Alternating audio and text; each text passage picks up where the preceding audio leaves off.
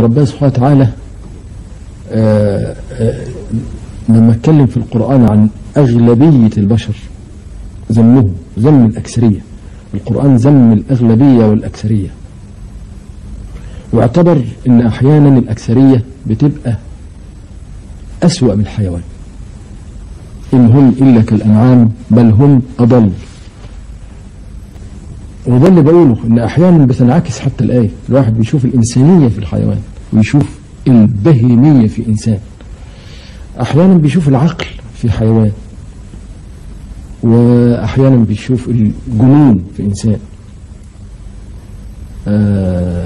وأحيانا الفاصل اللي بين الحيوانية والإنسانية يرق ويرق ويختفي. قال إن أكثر الناس لا يؤمنون، إن أكثر الناس لا يفقهون، إن أكثر الناس لا يعلمون، إن أكثر الناس لا يشكرون، إن يتبعون إلا الظن وما يتبع أكثرهم إلا ظنا، وإن تطع أكثر الناس يضلوك عن سبيل الله. وبعدين في الآخر يقول لك إن هم إلا كالأنعام بل هم أضل، يعني أضل من الأنعام وأسوأ من البهيمة. ده كلام ربنا سبحانه وتعالى عن الأكثرية والأغلبية، وهو اللي خلقهم طبعا، هو عارف. أكتر من كده إن ربنا ينصحنا إذا احتاج الأمر أننا نتفكر في قضية من قضايا الدين، قال أن تقوموا لله مثنى وفرادى ثم تتفكروا. يعني ما تخشوش في شلة، ما تلتمسوش أكثرية أو أغلبية، لا، واحد أو اثنين يتلموا على بعض ويقولوا يفكروا، مش أكثر من واحد ومش أكثر من اثنين. ليه؟ لأن الأكثرية لما تتلم يبتدي يظهر غريزة القطيع فيه. شوفوا في المظاهرات مثلا، في وسط المظاهرة والآلاف المؤلفة ماشية، يطلع واحد يهتف وتاف، يروحوا داخلين مكسرين المحلات ويتوب وبتاع وقتل وحاجات. في لحظة يطلع الحيوان اللي جوه الإنسان وتطلع غريزة القطيع، ويظهر الإنسان في الجموع، يظهر بالوجه الغوغائي، الوجه الغوغائي. وربنا عشان كده وصف الأكثرية بأنها ممكن تبقى أضل من الحيوان وأسوأ من الحيوان. وعشان كده الديمقراطية في الإسلام مختلفة، تختلف كتير عن الديمقراطية الغربية، لأن الديمقراطية الغربية عندها الأغلبية كل شيء. إذا الأغلبية أقرت قانون لإباحة الشذوذ الجنسي يعدي البرلمان. إنما النظرة الإسلامية مختلفة تماما، لا احترام بالمرة للأغلبية ولا لرأي الأغلبية أبدا إذا أجمعت، حتى إجماع تام مطلق على شيء ضد الشريعة. إذا أجمعت الأغلبية على الخمر ولا لها اعتبار ولا لها أهمية، زي العميان ما يجمعوا على شيء، بصير واحد يغلبهم. ففي حدود لمسألة الأغلبية في النظرة الإسلامية. في النظرة الغربية ما فيش حدود، إجماع على شيء أغلبية قالت يمشي، إنما إحنا لا.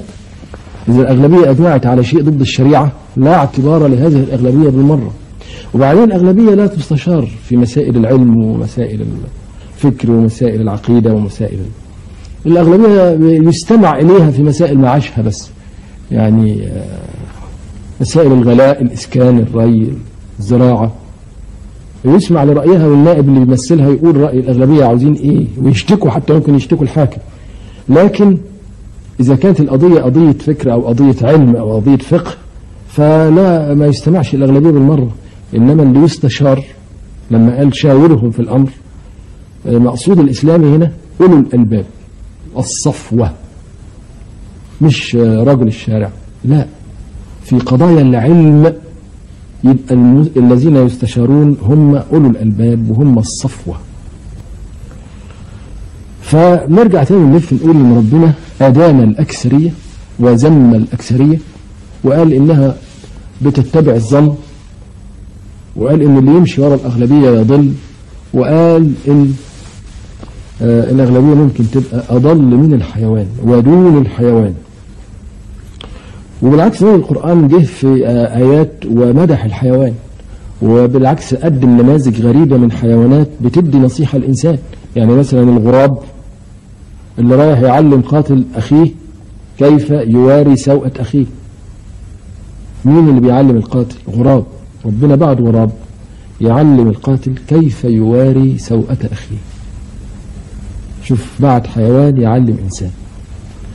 أو مثلا الهدهد، هدهد سليمان لما يرجع من عند ملكة سبأ ويتكلم عن ضلال الناس دي، يصف ربنا يقول لك الله الذي يعلم الخبأ في السماوات والأرض.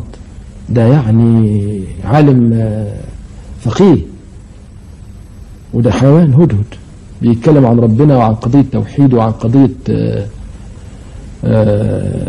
عقيدة، ويصف ربنا الوصف الجميل الذي يعلم الخبأ في السماوات والأرض. ده يعني ولكنه الإمام الشافعي. وكذلك نشوف ان ربنا يبعت حوت فيبتلع نبي عشان يديله درس، لأن النبي يونس عليه السلام بعد ما أعيته الحيل سنين عمال يعزل القوم اللي هو ربنا كلفه بيهم وما فيش حد بيستمع إليه بالمرة، فهج بقى هج فربنا قال له انت رايح فين؟ ما هو حد يهرب من ربنا.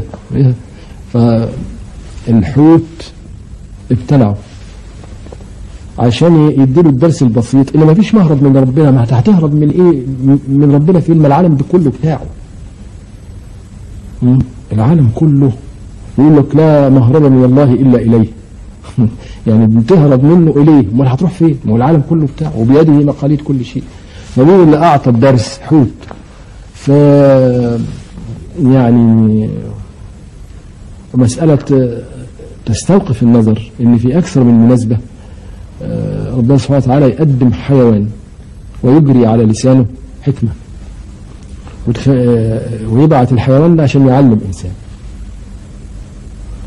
وفعلا قطعا اللي عاش معانا